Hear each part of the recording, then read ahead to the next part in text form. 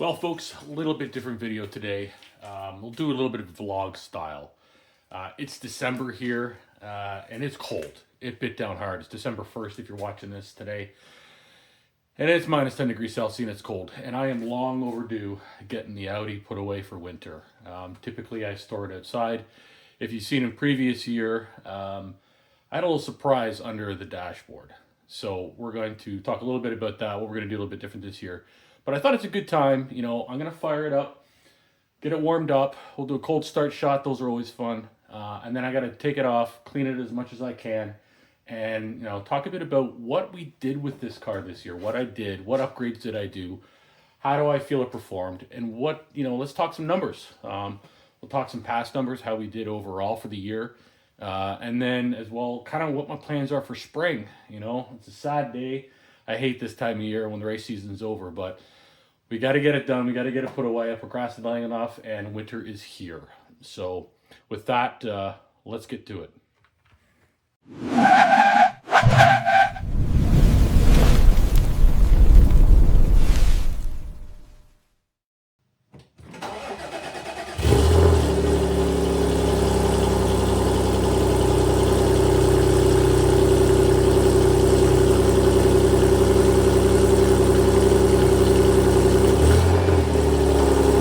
All right, let's get into it. What's been done to this S5? Well, aside from maintenance, which, I mean, you're gonna buy a used German sports car, maintenance is definitely the first thing you need to work after. But aside from all that, a lot of what's been done is, you know, fairly standard bolt-on sort of stuff. So, you know, I started with this car, base model, bone stock, nothing to it.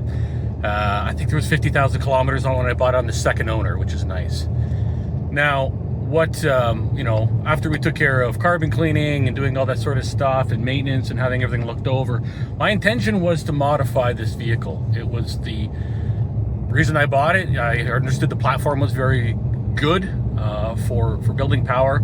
Not the best for drag racing. It's what I like to do. It's heavy, but you know what? It's just something different I wanted to do than you typically see. So, in any sense, what's been done? So, bone stock, we started off very quickly. We did the stage 1, so just a software flash. So, software flash was done just to kind of get a little more out of what was already there without any modifications to it. And that was done. That was good. That was year 1, you know, take it out, kind of get familiar with the car, you know, get it out on the track initially, and it did fine. It did nothing great. The next year following that, very quickly, you know, power is addictive, and we went stage 2. So stage 2 was, we did single pulley. We did not do dual pulley.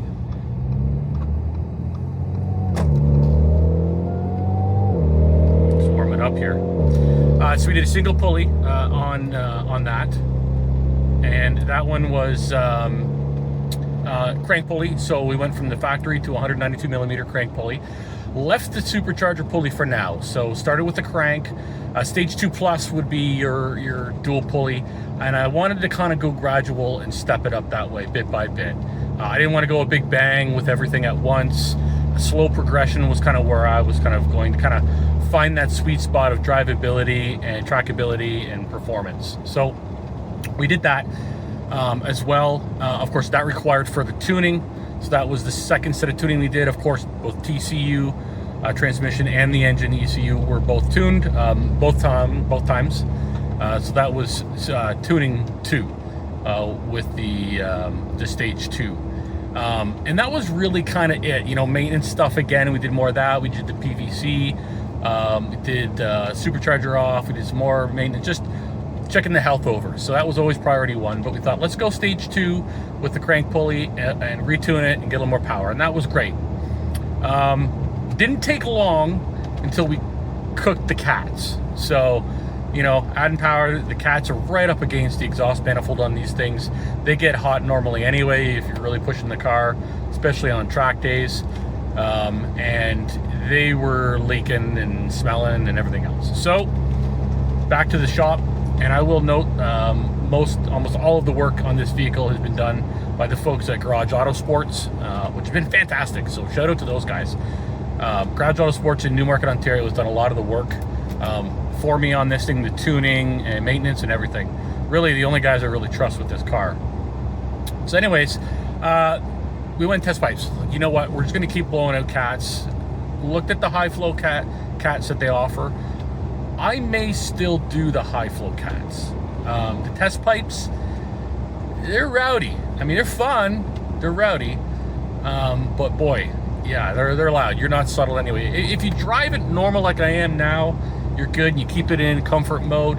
But you put it into dynamic, and you get all the pops and bangs, and it sounds like a trumpet. But if you're familiar with test pipes on these cars, that's to be expected. The rest of the exhaust is stock exhaust, so we kept it that way. Now, so test pipes went in, and then as well, the exhaust. So, sorry, the intake, pardon me. The intake was done as well. That was the Canadian Auto CAP, Canadian Auto Performance intake system, cold air intake, so that went in. And ideally, honestly, I wasn't expecting any performance improvement with that, and I probably didn't. What I wanted was a supercharger sound. Gotta love the whine. So, you know, you get a little out of the factory. I took the, there's like a resonator or baffle on the intake, factory intake. You can kind of pull that off and remove that thing and put in a, like a silicone insert, which is what I did, to fill in that spot and give you a little bit more sound.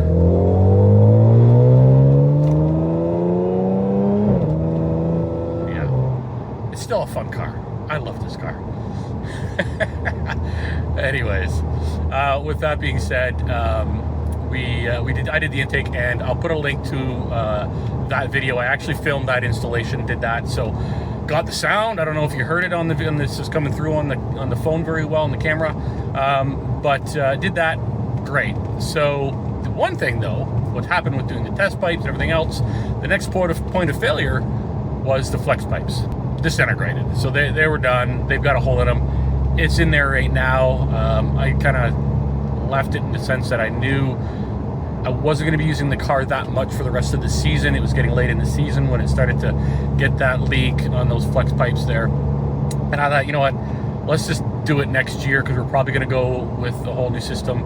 Talked with the guys at Garage Auto Sports. We're going to probably likely do a ultra quiet resonator, kind of tone down a little bit of the noise from the exhaust. So that's kind of plans for next year is one of them anyway. Well, the sun is setting, the car is clean, and before you say it, I know what you're thinking, right? It's winter time. You just said that. You wash the car only to drive it home and have it get dirty again. I know, but here's the thing. I just want to get most of the salt off and give me an excuse to drive the car. It's going to be put away. It's my last run, so, you know, give me that, right? Okay. Anyways, so let's talk a little bit about track days. So this year, how did it do? So stage 2, we talked about some of the changes, the intake we did, crank pulley, all that good stuff we mentioned, test pipes. Stage 2, how did we do? Well, forget stage 1. I didn't even keep them. They didn't really matter too much. Stage 2 was an improvement. I think with stage 1, I was maybe in the 13s, if I remember correctly, mid 13s.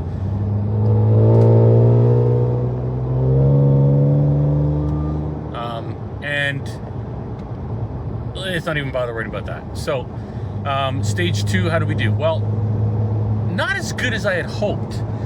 I'll be honest, I expected a little more. Maybe I'm being naive, I don't know. But I will say, it was a really hot day. And the best time that I got, and I'll put it on the screen so you can see it, was a 12:63 at the quarter mile at 107 miles per hour. So, okay, 12:63. I was hoping to be a little bit lower than that, but not so much luck there. Yeah, like I said, it was really hot. It was late in August, and I think it was 32 degrees Celsius. It was a very, very warm day, so that had an effect on it for sure. So that was not terrible, but you know, I was hoping for a little bit more. So we'll see. So what are we going to do to maybe improve that? One of the things, speaking of the heat, is the heat soaking. So definitely was seeing some heat soaking on that. So one of the things we want to do, we're going to do it this year, but we didn't get a chance to. And I believe actually Garage Auto Sports was out of stock, was the divorced cooling system. So we really need to work on the cooling system. So I think cooling is probably going to be the next big job for this. Next thing that's really going to help. Both with just consistent passes, may improve time a little bit if we can keep things cooler. So yeah, so cooling is going to be the big one I think we're going to do. I'm not going to go to stage 2 plus with the upper pulley yet. I think I'm going to hold off. So let's do the cooling system, divorce cooling. We'll see where that does. We'll get the flex pipe on the downpipe fixed up, get the ultra quiet resonator, see how that does. I'd like to kind of do that first and see where we end up. And then we'll decide. Maybe we need, we need to do the pulley. We'll see. Here's the other thing too. So as far as the tuning goes, Garage Auto Sports tuned themselves. Nothing wrong with it. Great tune. Love it. But I'm hearing a lot of comments and feedback on Jackal. So Jackal Motorsports, fairly new to the scene from what I'm seeing since I first got into the Audi S5 and the B8.5 platform. So maybe, I don't know. And I noticed Garage Auto Sports now has that on their website as a tuning option. So I'm going to talk to them and see what they think. Is it worth upgrading to that Jackal? Like I said, I hear a lot of good things, but I don't know what to expect difference-wise. So something to consider, something to think about. We'll definitely be looking into that as well. So yeah, so that's the plan. I mean, if I can get into the low 12s, that'd be great. Can I get into the 11s without having to go stage 2 plus and add more boost with a smaller supercharger pulley? I don't know. I mean, I guess we'll see. But that's the idea. I mean, at this point, the car's, is getting to the point where I'm about ready to rip the back seats out of this thing and lighten it up and really start getting after it. So, but again, I like the methodical approach. Take our time, let's make a modification, let's take it to the track, let's see how it does, and then go from there. It makes things a little easier to diagnose if there's a problem or things don't progress the way I want, to kind of roll back and figure out what the issue was and try to diagnose 8 or 9 different things we changed all at once.